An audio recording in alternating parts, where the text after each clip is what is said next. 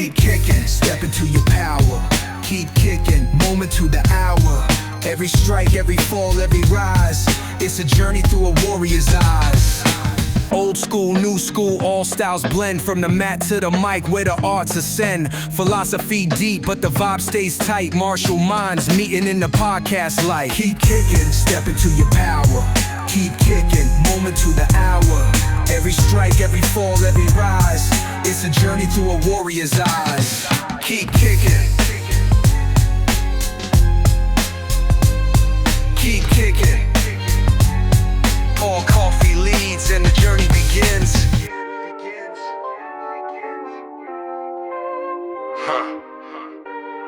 Paul Coffey leads and the journey begins.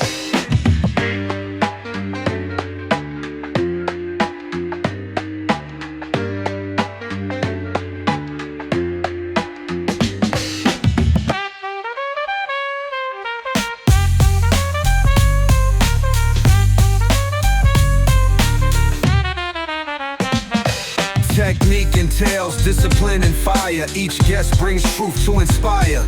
Keep kicking, step into your power. Keep kicking, moment to the hour. Every strike, every fall, every rise. It's a journey through a warrior's eyes. Keep kicking. Keep kicking.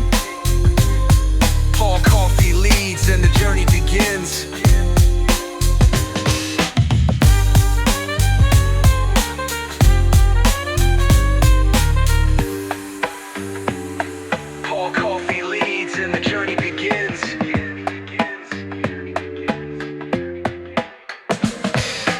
Hello, everyone, and welcome once again to Keep Kicking, the martial arts podcast where I have martial conversations with my martial arts friends.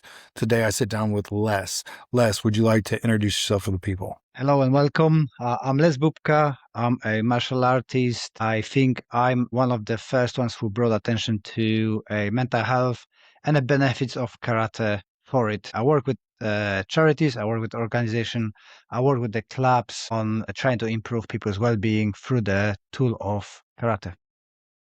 Very, very good. We have a lot in common. But before we get to that, the first question that I ask of all of my guests, let's just say that this is the only question that is not for martial artists.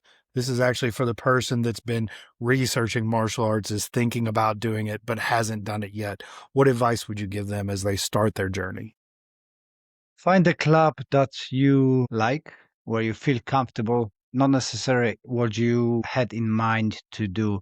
People often go with assumption, I want to do Muay Thai, I want to do BJJ, I want to do karate. Go and find a club that treats you well, that you feel comfortable, that people are happy, and start from there.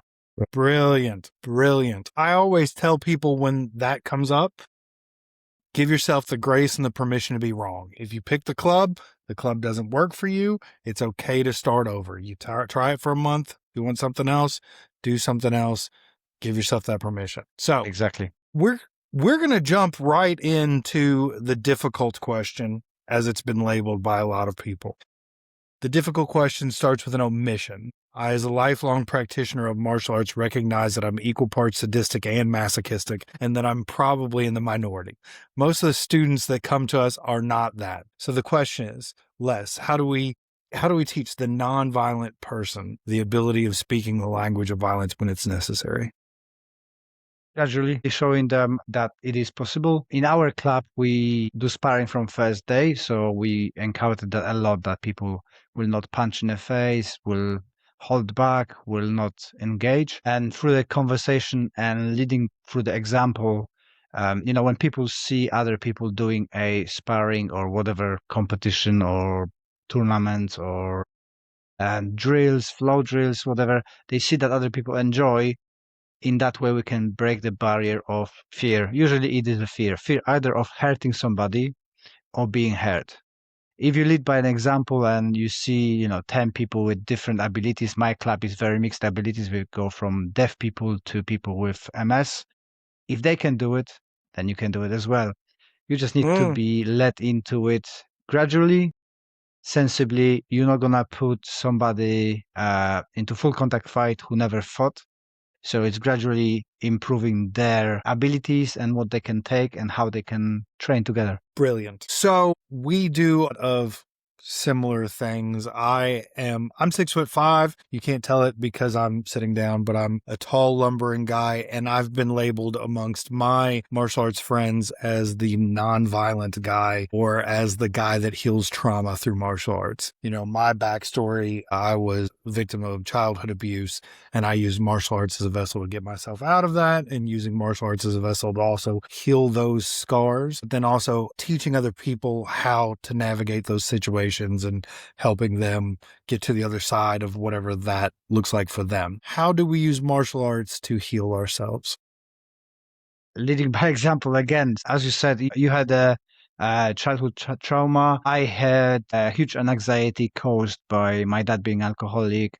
A few things happening. I let the robber in home help them to look for a car battery when I was 7. From there, it just went down. I was afraid to go to school. I wouldn't go to shops and so on and so on.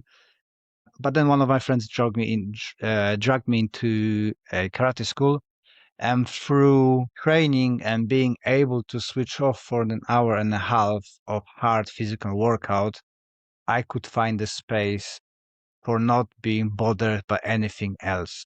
Mm, And when you're training, when you're sparring, it's a form of meditation. It's very hard to think about anything else when somebody tries to take your head off, right? that's right. So in that way, we've got a space to think, space to release the bad thoughts. Everything is kind of a reset. And karate, in my opinion, have got that wonderful built-in system of controlled failure. So you're Mhm. coming in, you know you're gonna suck at something, and through that grading, going over the belts, you can look back and see, actually, I went over so many things. I achieved so many things within the year, 2, 3. And that's mentality spills over to life.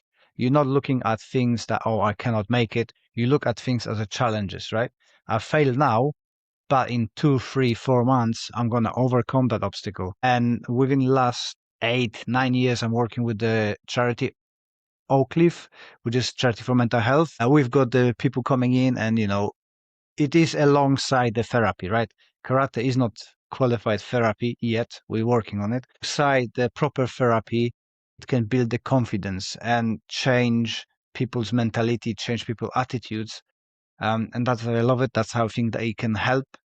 But we cannot mistaken it as a therapy. You're not gonna get cured by martial arts, but it can help release the stress, help to build your confidence, help to build you up so you can be a better person. And the strong people can take care of themselves and the other people.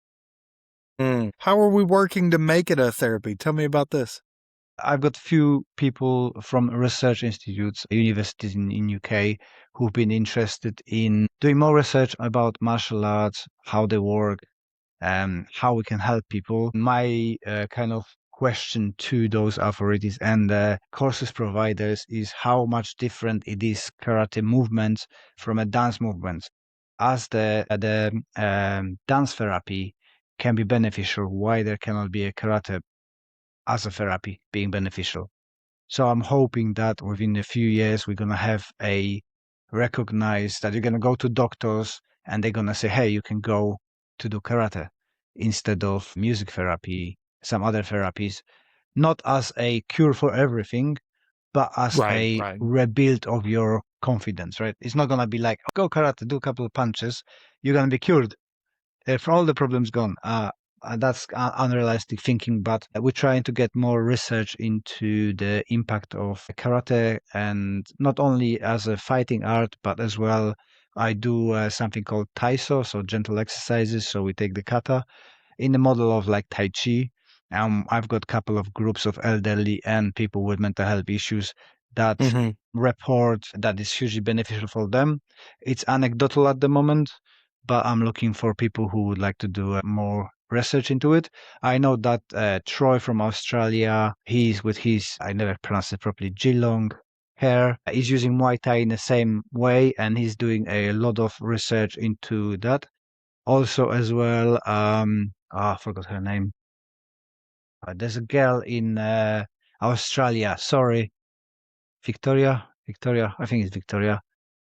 Victoria, if it's Victoria, my apologies if I butchered this one, but she does Yes. a trauma-informed kickboxing and does a lot of good stuff in Australia. So there's a bit more movement in Australia towards that. That's really interesting. So have you sought out the people that are doing the research, or have they come to you? Kind of in both. So I'm gonna have to have a look at her name. What is her name? She's gonna be not happy with me not remembering her name. I'm not gonna be looking for this, but it's informed kickboxing, and she does an amazing job. I can't believe I forgot her name. Doesn't matter. Yeah, she was visiting UK and we met up, and one of her friends is a researcher in UK university, and we've been trying Yeah. to get it in touch, and there was talks about starting doing projects, but nothing come up from it yet. So I'm hoping that in the future we can connect and do more. Is it conscious combat? Yes, Conscious Combat Club. Brilliant. I just found it. I was my mind wasn't going to let me move past it. Sorry. Yeah, it bothers me as well. Yeah. That is Georgia, a brilliant one. very. Georgia, apologies for not remembering your name. You can kick my ass when you visit me again. Brilliant.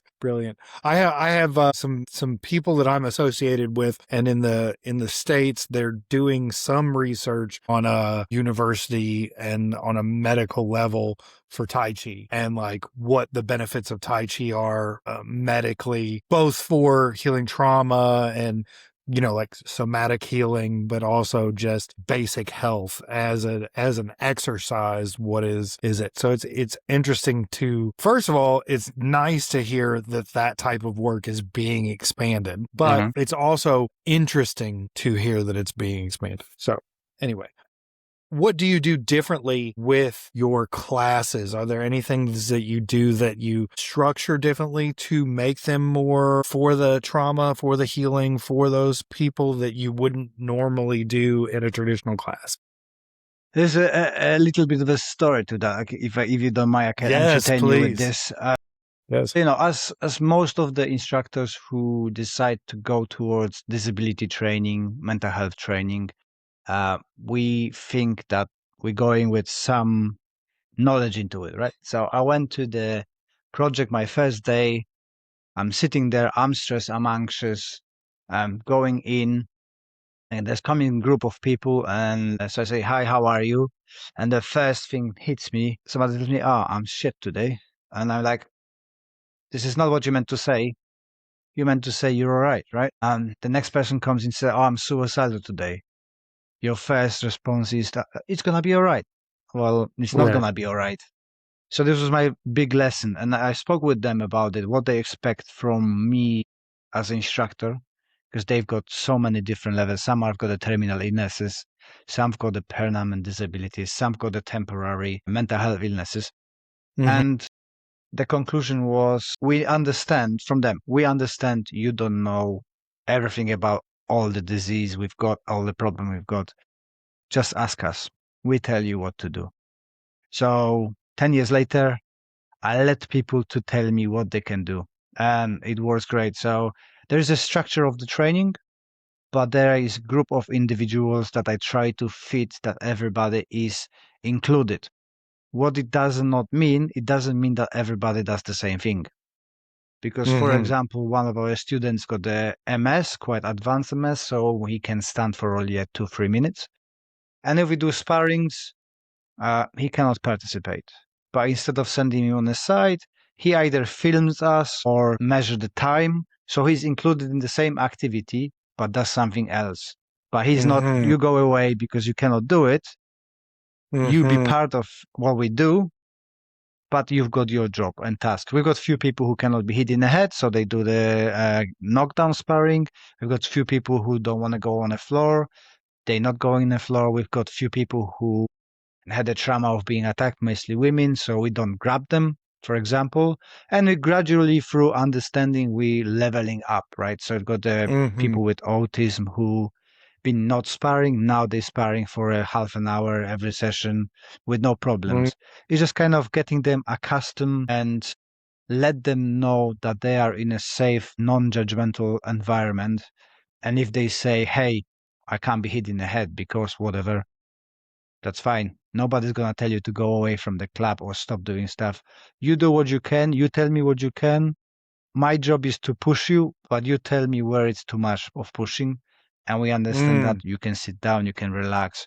You tell me what you want from the club, which many people push back around it. And, especially from the traditional karate, that no, everybody needs to do the same to pass the grading. It's my club. I do it that way. So I'm happy this way. Yeah, I have gotten pushback as well traditionally. I'm not in karate, but the traditionalists want it taught the same way every time for decades and decades and decades, and they don't quite see how that doesn't make it inclusive. But those same individuals, we're just now having the conversations about maybe you should be nicer to women, like so. Yeah. It's definitely a process. Did your own personal struggle with anxiety, is that what brought you toward teaching these people, or was it something else? Partially my anxiety. I was working in work here in the UK when I moved from Poland. That wasn't very in social hours, so I was putting marquees for the weddings and stuff like that. And with my wife, we decided to have family. Calculation, my wife got a better job than I ever could.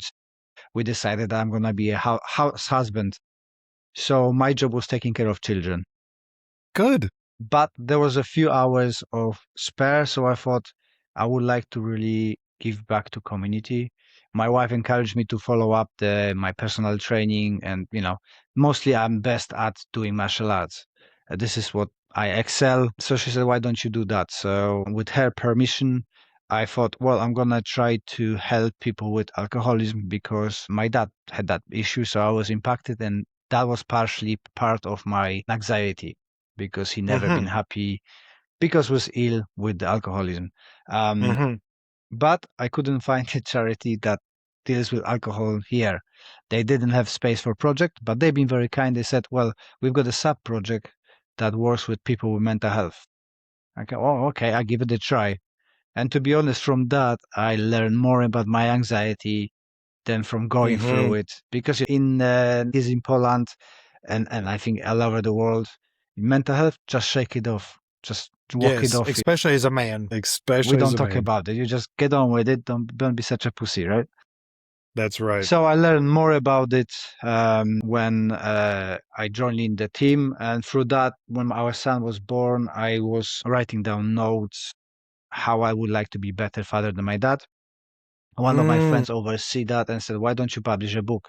And that's how I published the Anxious Black Belt. So it's my story about the mental health issues and how I see talking about it within the martial arts can help people with the image of macho martial arts, that we all have to be tough because we're men, we all have to be then. It's okay to say that, I've been struggling, I've been this. And that was a number one on Amazon for some time. And it brought me to creating the Karate for Mental Health and in working from pretty much every continent now with somebody is kind of connected to the movement. We didn't make it of it at the beginning any profitable company or charity. It's just a movement so everybody can join in. We don't charge anything. We just expect people to be inclusive, and if people have financial difficulties, help them. Apart from that, I'm working here with local governments. We've been forced to, sorry, a bit of advertising, form the Karate for Mental Health community interest company when we are not paid for it, but we're providing free classes for people with mental health and physical issues, stress, so they can come once a week and smash the pads and feel better and so on. Yeah, so that's the story from the anxiety to helping people in a That's way. good. I'm writing my own book that is about my own struggle, as a lot of us tend to do. Do you find that the writing of the book helped you process? Yeah, it was a huge challenge to release the book. I sat on it for some time because fear of judgment. What people gonna think, and I didn't come across similar books before. That was 2019, I think. But when I published it, it was like sorry, that's gonna be Polish saying, it's like a stone fell from your heart.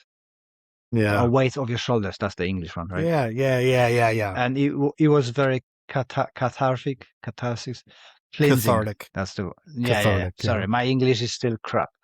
Your English is really, really good. You're fine. You're fine.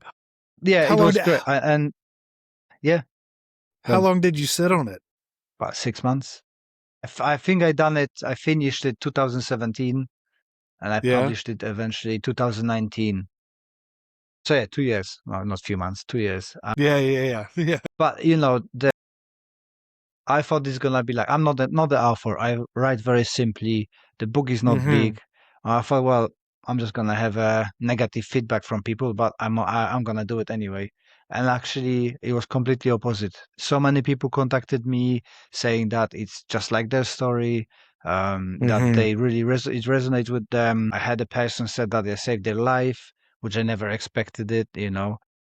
Hmm. So it was overwhelmingly positive. Through that, I got to the scene of seminars and stuff like that. And now I teach like this year 26 seminars all over the world from one simple book that I didn't want to publish. So say that. I try to force everybody who I know to write a book because we all have a story inside. And even if you think that it's not Absolutely. interesting, there are people there who had a similar things to you and they will read it and they will be elevated and lifted through your story. Mm-hmm. Absolutely. And I think that the same way that we are not encouraged to tell our trauma is it's a similar problem that I have with most of the higher level martial artists. And that's that they seem to be in a stagnant state where they don't train, they don't learn anymore. They're just the seniors grand master hoo-ha of their system, Mm. and so Yeah, they've yeah. put themselves up here. And I find it interesting because we start with an open mind. We join the class, we do the thing that we don't know anything about, and we're all coming to it for, whatever reason you're coming to it, but you're trying to learn or grow or what have you. And then at some point in time, we just stop growing. And I think that's interesting. But like for me, my students know my story, and I want my students to know my story because I want them to know they're not alone if they've experienced anything like that. But also, my story, in a way, is the same as somebody going and competing and getting a bunch of belts, or going and competing and getting a bunch of medals, because that's their proof that their thing works. And this is just my proof that my thing works. I think fallibility is something that more martial artists need, especially us that teach. I wanted to ask you, are these programs all geared toward adults? Do you have any kids that are a part of these programs? And if you have kids, that has to look at least somewhat different. What are the differences? So I refused to teach kids for a long, long time Mm-hmm. because there is lots of programs for kids. The warrior martial arts in Wales, one of my friends, John McLean, have amazing group of neurodivergent and all problematic children. That's amazing job. Around me is thousands of schools with the kids programs. I geared up for nearly 10 years with teaching elderly, the karate for elderly, because, for example, now it's the summertime in UK and families going away and they're taking kids, but they're leaving grandparents behind. Mm. Every classes stops for summer. There's nothing to do for the elderly. So we created programs that they can come in, train with us for an hour, then have a half an hour of socializing with over tea and coffee. And in that way, we're preventing loneliness and depression amongst them because there's I not many love things that. for them to do or they're very expensive. And what we notice over that 10 years that the people coming as individuals and becoming a group. So as they came one by one, start chatting within a half year, they going together for markets, coach trips, doing stuff together. So they've got the support group created through martial arts, if that makes sense. Mm-hmm. Yet recently, we only half year now. My kids got interested more in martial arts. My son does BJJ. My daughter does karate with us. My son does karate with us as well. And there was push from local parents that they would like me to do martial arts for kids. So it's early days. We've got obviously people with different abilities, different mentalities, different behaviors. Some are more challenging, the other ones are easier to work with. but programs are completely different, right? You cannot teach the Mhm. same stuff to kids and adults. It's completely different audience. You're teaching differently. In our, let's say, mid-age group, the humor is completely different. We're using lots of swear words because that relaxes people. They Mhm. can, release some pressure through the swear words. Also, it accustomed them to violent encounters, right? People gonna use the vile language when they're gonna attack you, Yes. most probably. So we try to desensitize them. It's not overly, rude, but we Yes. not Yes. hold back, right? And we're taking Mickey of each other all the time. With kids, you need to be more strict and teaching them about the appropriate behaviors. Do you remember your parents' phone number? What you do? Who do you talk to when you get lost and stuff like that? Also, with elderly, it is a different way as well because you cannot get them. Hey, now you go sparring. You're 100 years old, off you go spar, right? To the throws and stuff like that. So I'm trying to fit different methodologies towards the group I'm teaching. I love that. And I like when you say elderly, do you even mean like to the point to where they're wheelchair bound, walker bound? Yeah. Yep. That Yeah. that's a lot of modification. It's a Yeah. lot of So modification. our group for elderly, I've got 3 different groups on depending on their mobility. So our main group, our oldest one is 86, and we do kata very slow, like Tai Chi. I've never done Tai Chi, so I didn't want to use the name Tai Chi because I have no clue about it. I do karate, and one of my teachers used to do meditation, so we just combined it. Mm-hmm.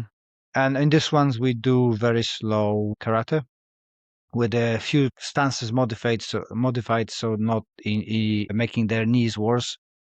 Okay. And that group does the most karate-like training. I've got a group of people who are chairbound with dementia. I'm working with a care home, and we do a kind of kata movements, but on the chairs, so they can live. And we use as well the elastic bands to do the different exercises.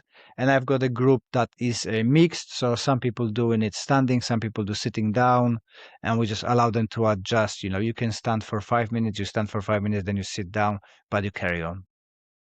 So yeah, our That's oldest member is 100.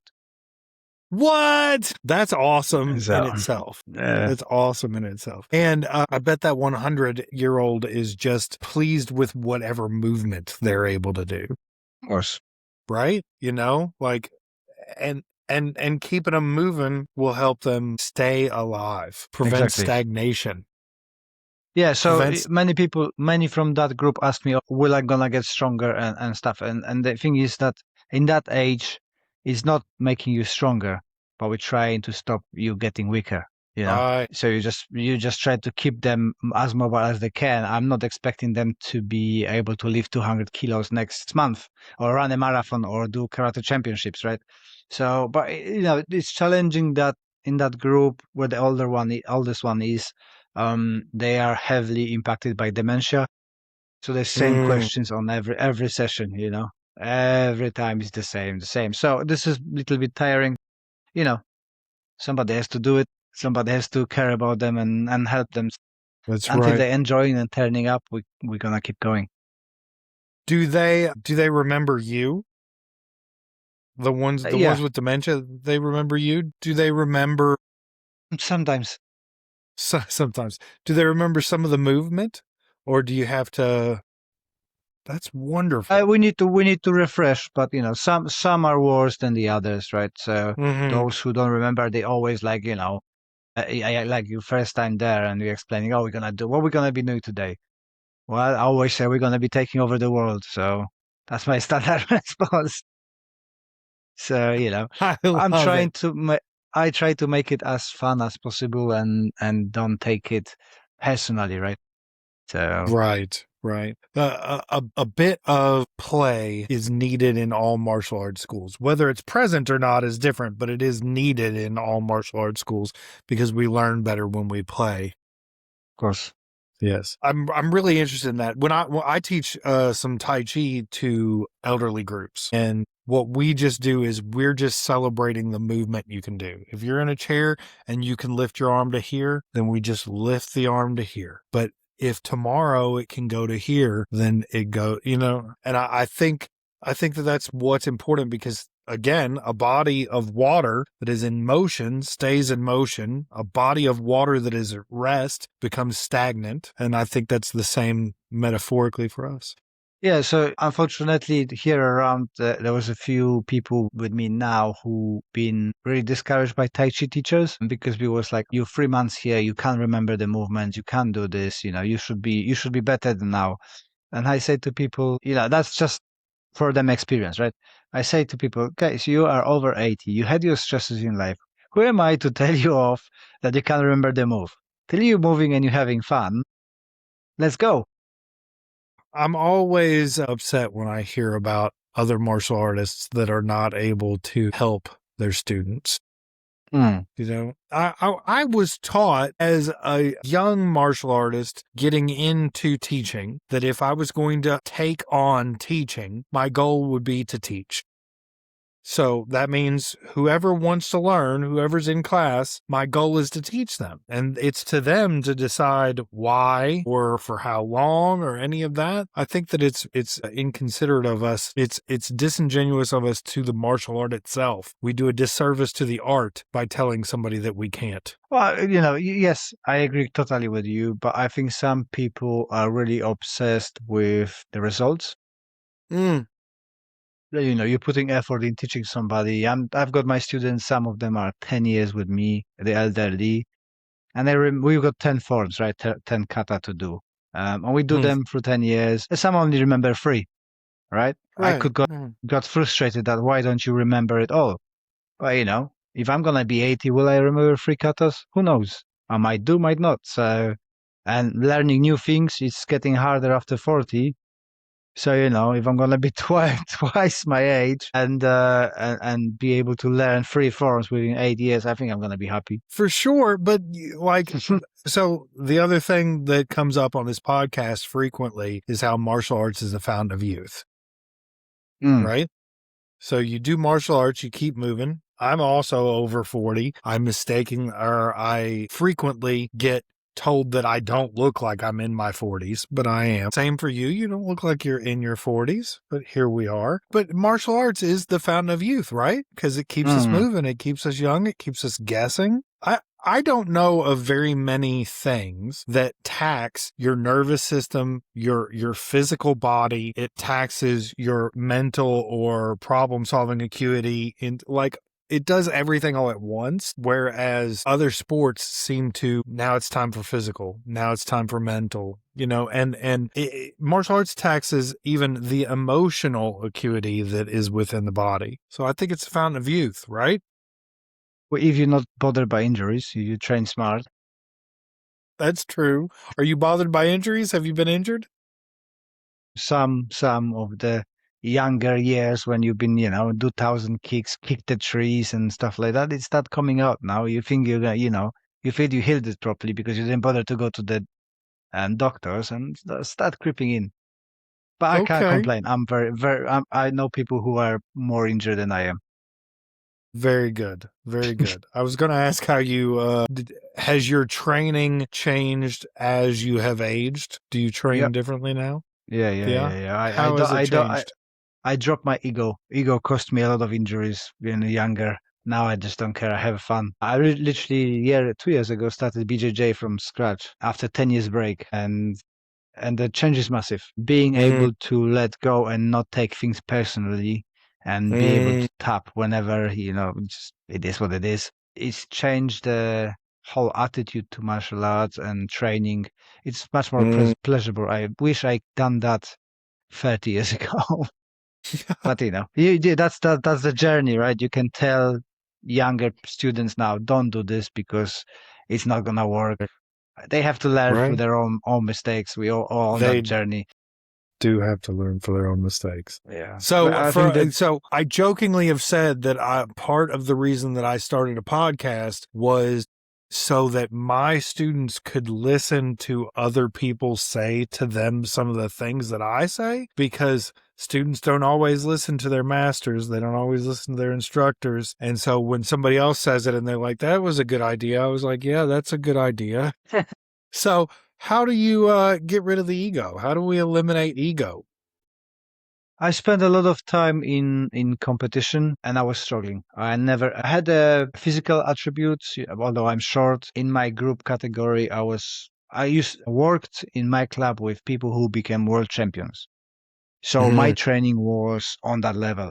But my mental approach was poor. So I had a very poor outcomes. On every competition I've been dropping out, and it took me a long time to figure it out why. It's all fear of judgment, right? I've been very happy if I won one bout and I didn't have to prove it to myself. I don't have to go farther, right? So I'm always losing. And with age and kind of lots of processing, working with people with mental health issues, having been exposed to people who are much better than me, who praise me as well in the circuit of a martial arts seminars and stuff like that, and just trying let it go. That I don't have to be the best. I don't have to be the best. Being average is fine. Being average is fine. But I think you have to grow to it. Although it's not complete because the 20-year-old trapped in my head keeps whispering to me, "You can do it. Go on, go on." So, yeah, We yeah, never well, quite get rid of that voice, do we? no, no, no. But to exactly tell you how to get rid of, I don't know. I think everybody have to find their own way. Agreed. Agreed that everybody has to find their own way. It's interesting that you found it through competition in part because competition is so incredibly ego driven anyway. Mm, You know? yeah. But then, if you don't test yourself, you don't know, right? Sure, sure. There's a good side to competition, 100%. It's just that those that we've both witnessed people that got black belts because they were good at competition and not because they were good black belts. And that's the bad part of ego for competition is, oh, you're flashy. You look good for the school. Here you go. And that's like, okay, but that's not all there is to it. And that's what I meant Sure. by ego. Yeah. Go ahead. No, I said yes. Okay. I try and keep these at under an hour. We're getting close to it. I want to know what didn't I ask? What would you have liked to say that you didn't get the chance to say? I don't know. It's all good. Brilliant. Usually I'm on the other side. I've got my own podcast, so I usually question people's. My approach is I set a question and let people talk. So I'm not very good on the other side with me talking too much. Randall is good for that. Randall is brilliant. Randall is brilliant and so very kind as well. He's a wonderful guy. Where can people find you? If you type Les Bubka in the internet, I'm gonna pop out somewhere. Although at the moment I'm trying to get out from the Facebooks and social medias. It's getting really a bad place to be for mental health. It's 30 seconds and you come up through the negativity big time. So after 10 years of grinding and putting myself out there, I decided I'm going to be slowing down. So I'm slowing down with the YouTube, slowing down with the podcast, slowing down with a social media. So best to reach me through the email from lesbubka co, lesbubka.co.uk. If you type lesbubka anywhere, it just comes up. It just comes up, unfortunately. Yeah, unfortunately, yeah.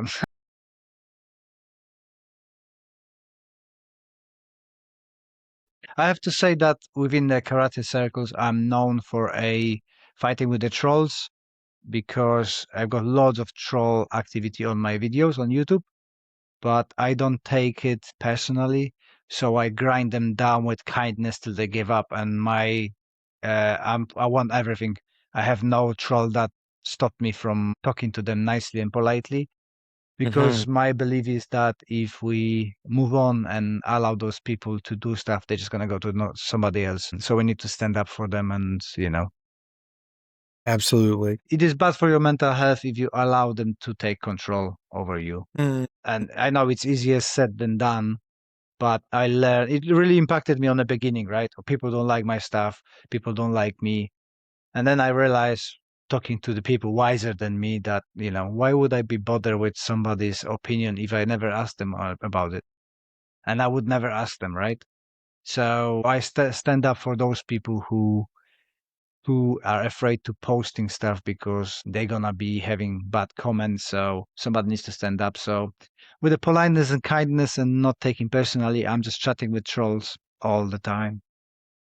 And funny thing I is love that it. the more you stand up to it, the less you've got. I had a last half year without any trolls, and even have one positive comment. That's So interesting.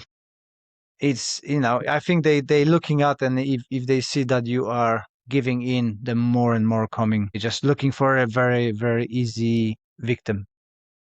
That's interesting. I have not heard it framed up quite like that. It's pretty interesting. I personally don't get, I don't put out right now. I'm going to start. We'll see how it goes. I don't put out a lot of technique videos and stuff like that. But I do think that part of my journey in helping people heal is providing not even martial arts. So I'm going to do a series of videos that are just martial movements, where we just learn what the physical movement is, how it relates to the body structure, how it releases tension in the shoulder or wherever, just those sort of things. I'll see how it goes. But I typically don't get too much hate online myself. And what I do get, I usually ignore. If that works for you, that's great.